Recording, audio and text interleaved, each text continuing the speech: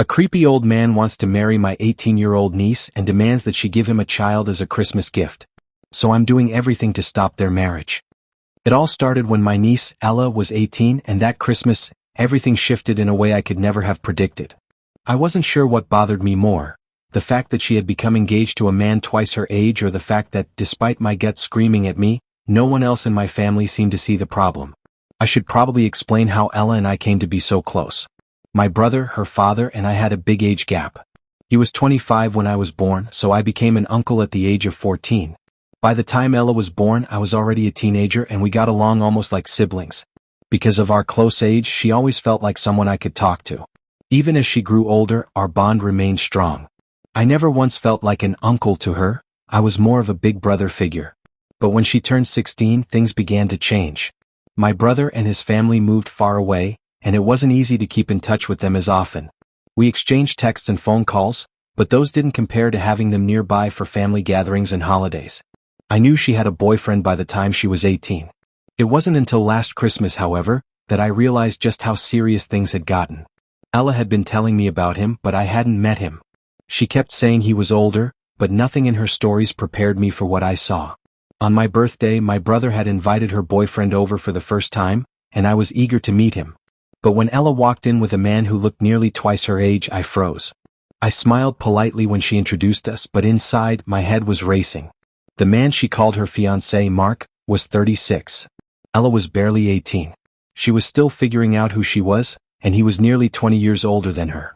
My brother didn't seem to understand why I was so unsettled, but he told me that Ella was an adult now, and that it wasn't his place to interfere. Everyone else around me seemed to think I was being unreasonable too.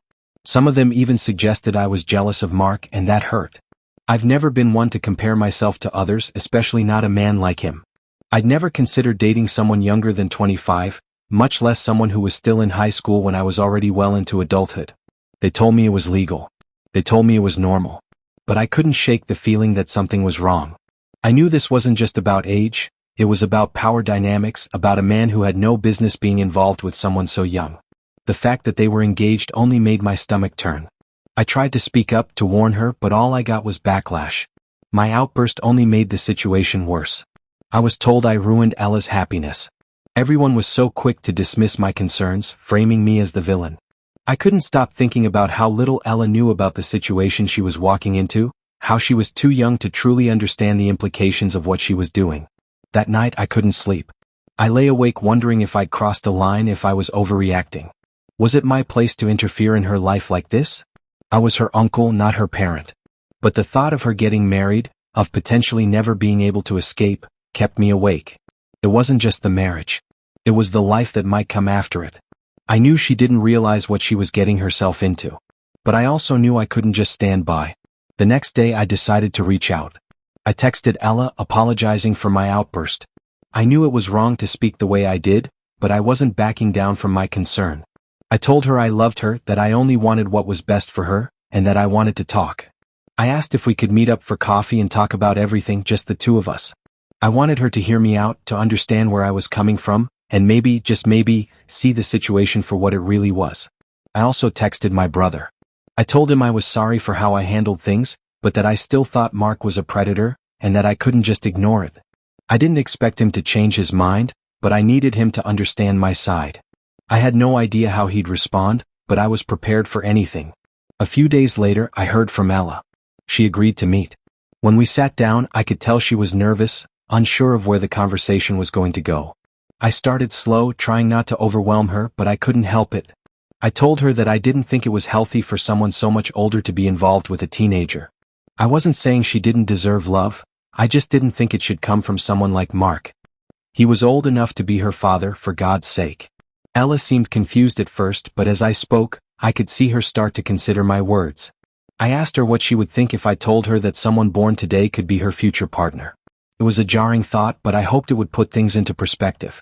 I asked if she'd ever considered dating someone who was 15 years younger than her, and she said no. That was the first crack in her perception. Then I pushed further. I asked her if she knew about Mark's previous relationship, the one that overlapped with theirs. She told me it was with a girl named Sophie who was 21 at the time. But when we dug deeper, we found out that their relationship had been going on while Mark and Ella were seeing each other.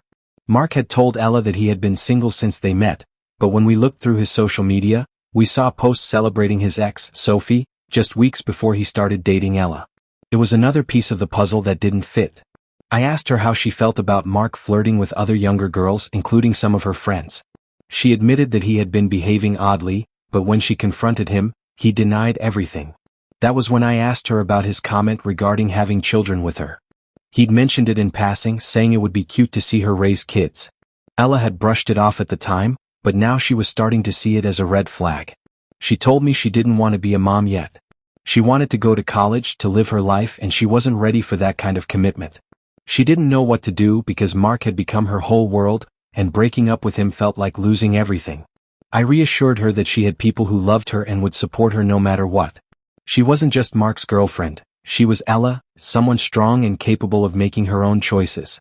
I told her that, while I couldn't make the decision for her, I would be there for her no matter what path she chose. A week later, I got the news I'd been hoping for. Ella called me to say that she had broken up with Mark. She was shaken up but relieved. Apparently, the final straw had been his comment about giving his mother a grandchild for Christmas. It made her realize just how out of step he was with where she was in her life. She was young.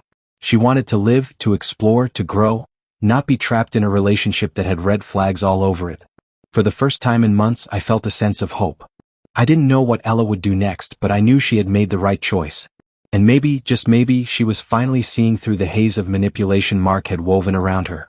That Christmas, she came to my house alone. I didn't push her for details, she'd tell me when she was ready. But I was proud of her.